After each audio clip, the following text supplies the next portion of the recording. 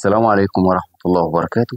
أهلا بكم أصدقائي متابعيني وكل واحد جديد لسه أول مرة يشوف الفيديو ويعمل اشتراك أو لايك. أهلا وسهلا بيه. من مصر أو من برا مصر، ده شرف كبير ليا اللي أنت بتشاهد الفيديو.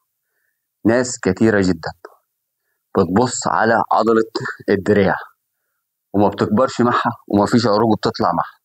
هقولك على تمرين سهل وجميل هتلعبه من غير دمبل ولا بار، وهتبدأ تلعب التمرين ده مش تلعب اللي هو. وانت بتلعب التمرين ركز معايا، هنشرح واحنا بنلعب عشان تستفاد مع الشرح. التمرين اللي انا بلعبه ده تمام، انا بلعب طبعا على امكانيات بسيطة. ركز معايا، بلعب على امكانيات بسيطة. طبعا ده كأنه جهاز في الجيم اللي انا بلعب عليه.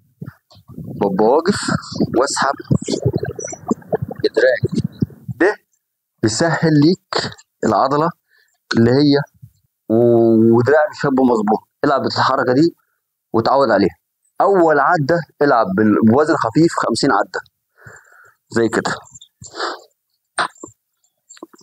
ده هيديك باور وهيديك شكل جسم حلو وهيشغل معاك العضله بوزن خفيف وهيعمل معاك تضخم في العضله او هيضخ الدم في العضله. طبعا انا بتكلم باللغه الفلاحي بتاعتنا يعني عشان تبقوا انتوا عارفين ان انا من الشرقيه وكده يعني. ودايما العب كده على اولى. عامة انا ايه مش عايز اتكلم بالفسيولوجي والعضله والباي والهاند ستاند الكلام ده كليته. انا عايز اوصل لكم المعلومه عشان ايه، في ناس ما بتعرفش اللغه الفسيولوجي او اللغه الانجليزيه خفيفه، فدايما لغتي كده. فدي حركه او تكنيك بتلعبه عشان العضله تستفاد بيها. طب العضله دي هتفيدك بايه بقى؟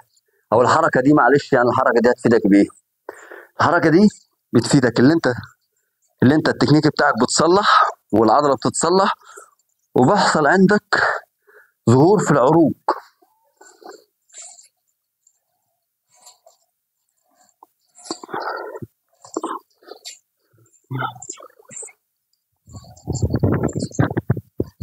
طب انا اشد دراعي؟ لا، انا عايزك انت دراعك كده وبتسحب بكوعك بس اهو، تسحب بكوعك. طبعا انت عندك الجهاز الكابل ممكن ايه في الجيم هتلاقيه وهتلعب عليه. عايزك تلعب ل 50 عده، 50 عده وزن خفيف في 4 مجموعات. هتحس انت عندك العضله دي بتكبر وبتضخ دم وبتتعود على التكنيك الصح. وبعد كده لما تيجي تلعب بار هتلاقي انت عندك تكنيك في البار، تكنيك في الدمبل.